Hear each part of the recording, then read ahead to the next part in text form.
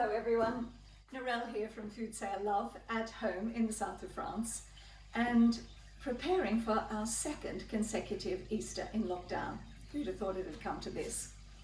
Well, what could be more appropriate than that very Anglo-Saxon tradition of cooking hot cross buns? When I was a kid, I used to love hot cross buns and I've never really grown out of it. So let's get started, shall we? So the ingredients we'll need are 250 ml of milk, 2 tablespoons of vegetable oil, 2 tablespoons of honey, 60 grams of butter, 250 ml of apple juice, 600 grams of a strong bread flour, 110 grams of mixed sultanas and currants, the grated rind of about half an orange, a 7-gram sachet of dried yeast, an egg, 2 teaspoons of cinnamon, and a teaspoon of mixed spice, a teaspoon of ginger, and a teaspoon of salt. Okay, the first thing to do is to warm your 250 ml of milk, and when it almost comes to the boil, turn it off, and now add your 60 grams of butter. Just let it start to melt. And now add 2 tablespoons of vegetable oil. 1, 2, and then while the spoon has a residue of the oil, it'll make the honey slide off the spoon nice and easy. Here we are, 1, 2 tablespoons of honey. And we just simply stir that all together.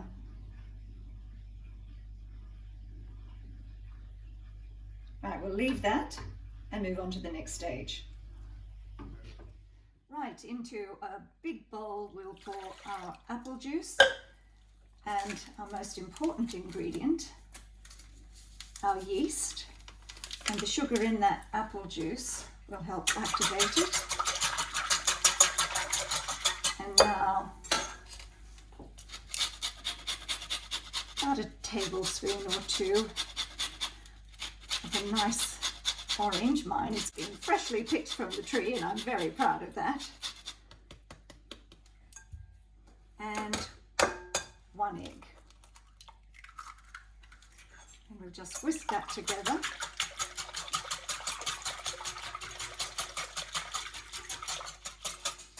So now we're going to add our dried fruit and also our milk mix.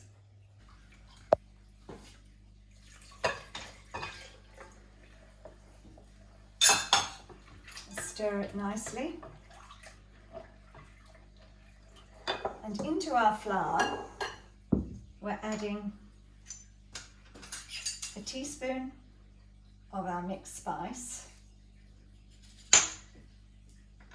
2 teaspoons of cinnamon,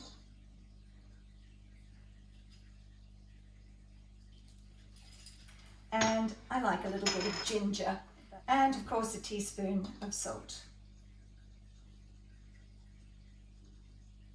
And we'll mix all that together.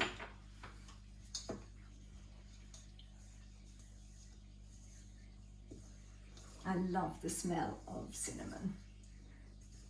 Okay, now the next thing is to add them all together. Let's put it into the glass bowl.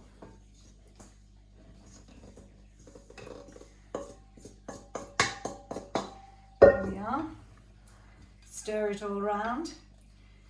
And the beauty of this recipe is that it's really a no-knead recipe. So instead of pouring it out onto the surface and kneading away for 5 to 10 minutes or putting it in your mixer and using a dough hook, you really don't have to do that. So once it starts to homogenize all together, whoops, I'm afraid now, get in there with your hands and just mix it all together. Smells good already. And just mix it.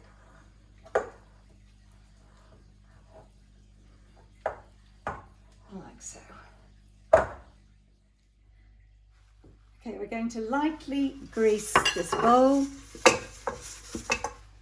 and then take our dough, pop it in there, cover it with cling film or a towel and just pop it in a warm place for half an hour. Right, well this has taken almost an hour to rise. Now I'm going to oil my surface rather than flour it because I don't want to make my buns too dry by adding flour to the mix. So I simply knead it for about half a minute and then leave it to rise again. Excuse the Easter pun. It should increase in size about a half in an hour or so.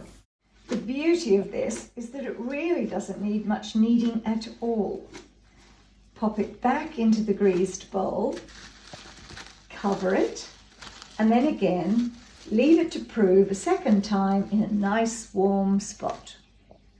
Look, this is a very simple recipe, but it does take time. But there's nothing to stop you getting on with your life while it's rising. Have a Zoom call, go write another chapter of your book, but just check on it occasionally and I promise you it'll be worth it.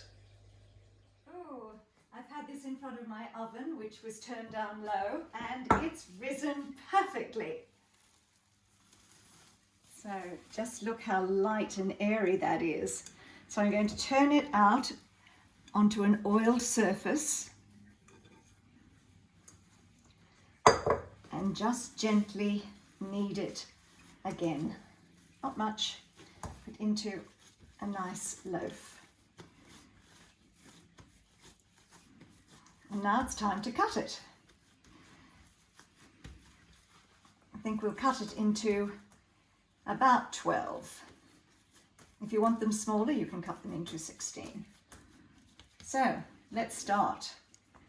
I'm going to make 12. So first in half, then in thirds,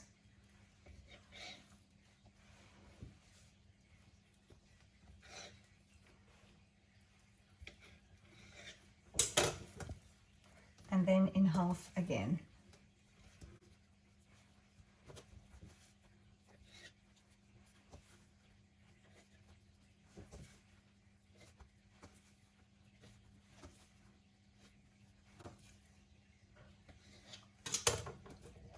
Okay, if you want total accuracy, you can weigh them and they should be all around 100 grams each, roughly.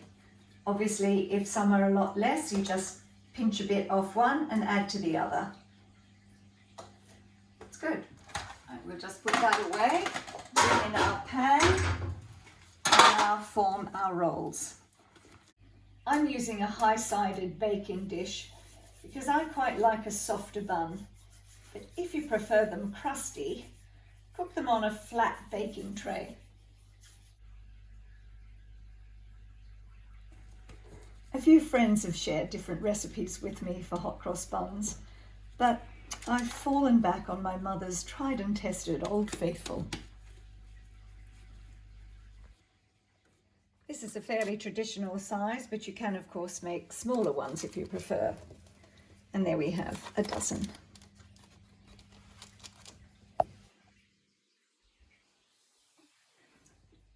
So while they're rising, we'll make the flour paste. Into 75 grams of plain flour, we'll add a tablespoon of caster sugar and about 80 mils of cold water. And just stir that around to make a nice paste. Adding a little more water as we need it. As you've probably guessed, this paste is for the cross on top.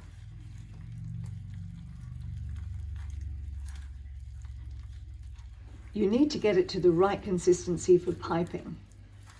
Not too thick, but certainly not too runny either.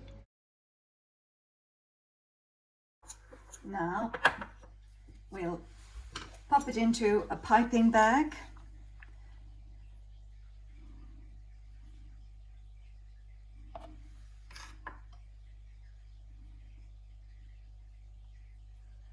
a strange little piping nozzle, I know, but it's all I have.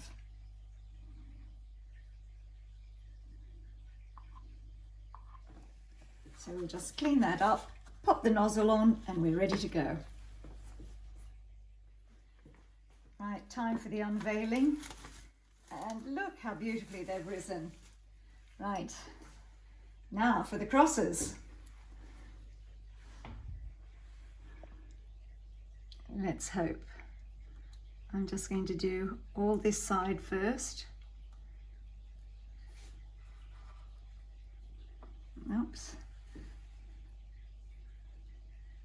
I mean, traditionally they're a cross, but of course you could put anything on them. You could put a little heart, play noughts and crosses, whatever you like. But I'm going for tradition because it's Easter.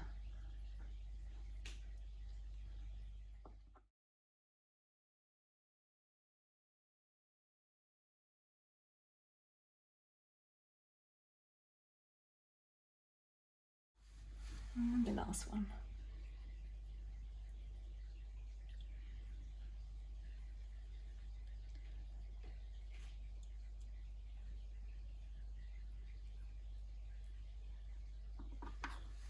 Voila, and ready for the oven.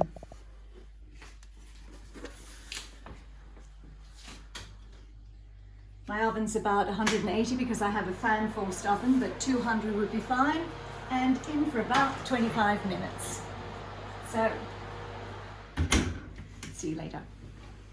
Now for a quick glaze, a tablespoon of sugar, a tablespoon of water,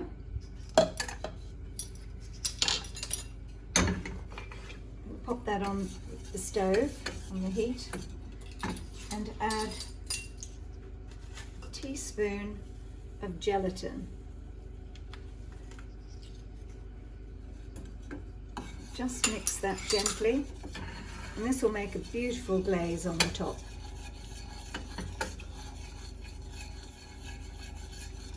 Just stirring till it all dissolves together.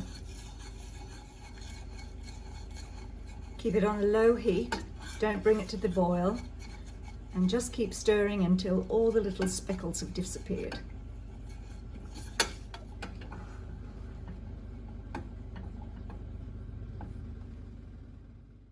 Well, let's have a look.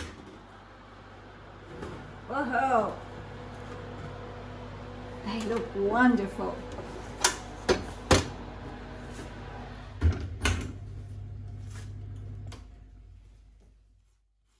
Very quickly, while they're hot, we'll brush on a bit of that wonderful shiny glaze.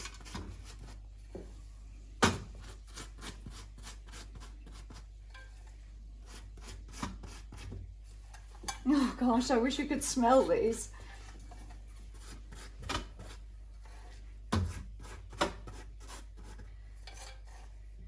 Right, we'll just let those cool for a minute, and then I think we'll try some.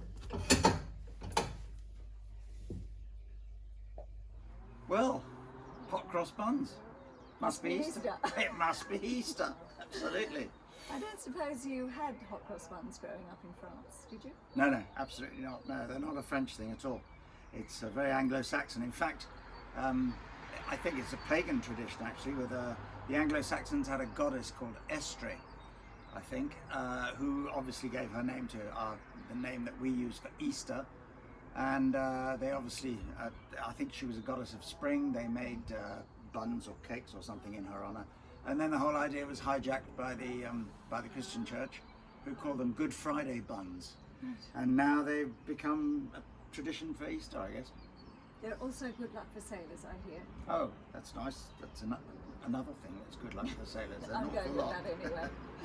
Look, they're a wonderful thing, obviously straight out of the oven, hot, with tea as we're having them now. But personally, my favourite time to have them is Good Friday morning, toasted with lashings of butter, and that's very nostalgic for me.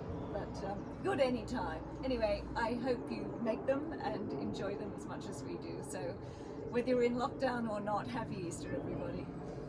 Happy Easter. Happy Easter, and enjoy the buns. They certainly smell good. Mm. So aromatic. Wow. Delicious.